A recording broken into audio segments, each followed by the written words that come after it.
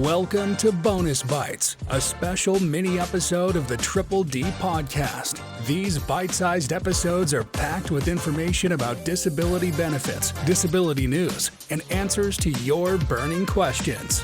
Get ready to take a bite of what's going on this week. Here's your host, Michael Weiner. Welcome once again to Bonus Bytes, a mini episode of the Triple D podcast. Everyone that is watching live on TikTok right now has already seen this.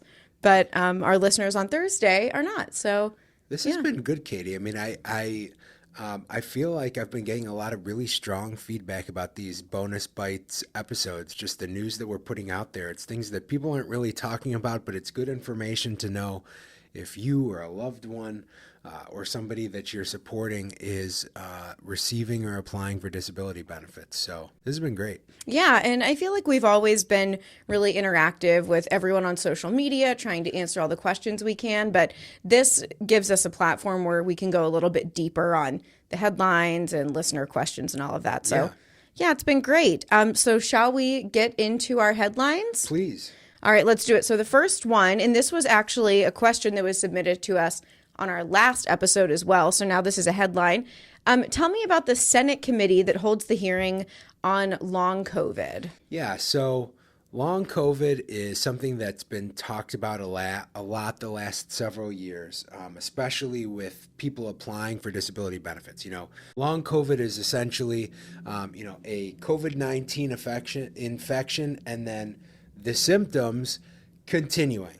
So it is a diagnosis or impairment that there's so many different shapes and forms that it comes in. It's not the same for everybody at all. But, long COVID has impacted Americans in such an incredible way over the last several years. It often manifests in extreme fatigue and muscle weakness. And it looks like so many other impairments, but really what it comes back to is an original COVID diagnosis. But even though it has impacted so many Americans, we really haven't had any changes in the law, even much recognition from lawmakers about long COVID. So the U.S. Senate Committee on HELP, that's the acronym, but Health, Education, Labor, and Pensions, they held a session it was a few weeks ago at this point, but it was really the first time that they really delved into long COVID and how it continues to impact Americans. There was testimony from doctors and testimony from patients, people who are experiencing it. And what was really cool to see, I watched the hearing, is just how it really is a bipartisan thing. So, it's encouraging to think that it just watching the hearings, it was senators from the left, senators from the right, everybody came together and recognized this is a problem. There were some cool quotes. I mean, one of the Tim Kaine, a senator, he actually had long COVID or has long COVID. But there was just people on both sides of the aisle who were saying, it's unacceptable to require people to fight their chronic illness and a healthcare system that won't recognize it. Mm-hmm. So my goal, I'm sure everybody's goal from these hearings, is that it starts opening up the conversation about what we need to do to expand care for patients of long COVID, recognition for it, and bring it back into the vein of Social Security disability, document some ways that people can demonstrate that they're unable to work as a result of it. Social Security's given some guidance, but frankly, not much. And it really is impacting people in a long-term and meaningful way. I mean, here we are 4 years past when the pandemic started. I feel like we've gotten so many questions really just about long COVID, if people can get disability benefits for it. And the answer that you've always given has just kind of been, well, you can't get it for a long COVID diagnosis. It's more for the symptoms that the long COVID causes. So This is just kind of a step in the direction of recognizing it as it is. Exactly. And it would be wonderful if maybe Social Security created a listing for long COVID or just something more objective, something more concrete that people can point to 9 factors, just throwing out a number and say, with these things and, this medical documentation from a doctor, you can receive these benefits. The statistics that I've seen are incredible, Katie. Something like 20% of people who had COVID infections are suffering from some form of long COVID. That doesn't necessarily mean it's debilitating to them and they can't work and they can't enjoy their lives, but they are continuing to experience something in their lives that relates back to that infection. Absolutely. All right, well, moving on to our second headline. This one, Social Security to make major payroll changes. So walk me through this headline.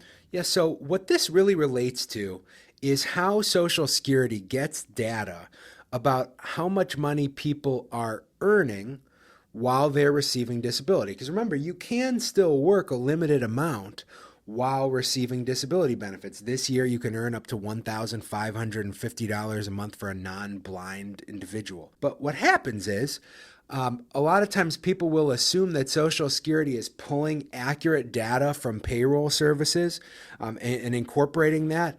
And they're not. They're getting outdated data, bad data, and people are receiving disability benefits who maybe aren't really eligible for it. And what's happened is there's this big outcry nationally where Social Security, they are required to, collect overpayments. When somebody is paid too much money in disability benefits, they're required to take that money back. But what's happening when it's based on Social Security collecting bad data because they have outdated systems. People keep receiving this check over the years. They don't understand the rules that they've got to follow in order to maintain eligibility. And ultimately, it results in large overpayments where Social Security suddenly says to them, you owe an overpayment of $60,000 because we've been paying you for several years, but you weren't actually entitled to it. So hopefully, and it's called the Payroll Information Exchange. That's what Social Security is investing in, the infrastructure to create. Hopefully that will make it so they're getting more up-to-date, accurate, streamlined data so these overpayments won't continue, at least not the way that they have been. I can imagine that, getting a message like that is devastating for someone who's living off of disability benefits because it's already such a small amount already. So there's already that struggle. Yeah. So I can't even imagine. And there have been so many news stories lately. I mean, 60 Minutes did a piece just last fall talking about overpayments. I've seen several articles in the Washington Post and other large national publications talking about the problem when, people find out years later they think they've been doing everything they're supposed to be doing, that suddenly they owe all this money back to government that they don't have. Mm-hmm. All right. Well, moving on to our final headline today. This is a big one. This is a question that we've seen a lot. It's something that's in the news happening. So this one, will Social Security recipients get a March check if the government does shut down? Yeah. So this is something that comes up a few times a year because there's always talk of the government shutting down. And frankly, for the last few years, Social Security the federal government, instead of passing any real long-term spending agreements, they keep doing these shorter agreements which expire. So then the question arises, the government's going to run out of money. I'm relying on a Social Security check to get paid every month. Will I still have my check show up in March? Because that's the next time that the current spending limit is set to expire. And the answer, just so everybody can relax, is yes. Social Security checks, it's an essential payment that is made to Americans. So regardless of whether you're receiving a disability check, a retirement check, you will continue to receive it. Most Social Security employees are also considered essential employees, so they will continue to be working. All we can go on is old data from, I think last time that they put out a plan in case there was a government shutdown was in August. And the plan basically was to furlough about 8,000 of Social Security's 65,000-ish employees. So there will be a reduction in workforce. And of course, anytime you let go of 8,000 or tell 8,000 people to stay at home and not work, that could certainly, result in there being I don't think it's going to it's not going to result in delays of payments, but perhaps delays on the customer service lines or delays in getting data back from Social Security if you have it. But your checks are safe. Your checks are safe. Okay, good. All right, so let's move on to listener questions. And we do answer these every Bonus Bytes episode that we have. So if you have any question about anything we talked about today, anything else, really, we'll take a look at any question that's submitted. So you can submit those in the comments here. You can submit them via DM or on our website, linerlegal.com. You just click on the community tab and there's a podcast page there for the Triple D podcast. There's a really simple form you can fill out. They come right to my email. So this first one actually was submitted to us on our website. And I think it makes a lot of sense for the people that are watching on TikTok as well, because people are watching from all over. So this is, I live in Virginia, but you're based in Ohio. Can you still help me? Yeah. So one thing that a lot of people don't realize is that Social Security is a federal process, right? So the law is the same regardless of whether you are located in Ohio or whether you're in Colorado or Virginia or Alaska. And one big change due to COVID was geographic borders kind of fell. So, 5 years ago, every time we went to court, we went to a hearing office. Today, 99% of Social Security disability hearings take place over the phone, not even on video. So it doesn't matter where your lawyer's located. It doesn't matter where you're located. What it really has done is it made it so that people can find the best help possible. You don't just have to hire the best help in your town or the best help that's reasonably close to you or somebody who's willing to travel to your town for hearing. You can find the best help in the country. Because we all charge the same for the most part. The Social Security sets our fees. The hearing's going to, most likely happen over the telephone anyways. And really putting a case together, as long as you have an attorney that wants to engage nationally, they can help you regardless of where you're located. So I hope people really take away from this that you're not just limited to who's in your backyard anymore. You can go and find a law firm, a lawyer, help that you're comfortable with, that you really think is going to help you through your case. All right. And then going on to our next question, I applied for SSD a few months ago, and now they are sending me to their doctor. Is this a good sign that I'll be approved? Yeah. So this is a really common misconception that I love dispelling, because a lot of times where I find I have to address this is new clients will call us after receiving an initial denial in the mail, and they'll say, I know why they were denied. They didn't even send me to see a doctor. And they think that if Social Security had just sent them to see a doctor, that would have been a strong sign that they would be approved. That is not why they send people to doctors. Right. They send people to doctors to support a denial, right? So if you're sent to a consultative exam, usually what it means is that when Social Security medical consultants were reviewing your records, they did not feel that they had enough information to close out your claim. Okay? Keyword for close out a claim, or read between the lines, deny you. And so what they do is they send you to a doctor's exam who they pay for. These exams are short, they're brief, it's like looking at somebody with cloudy eyes.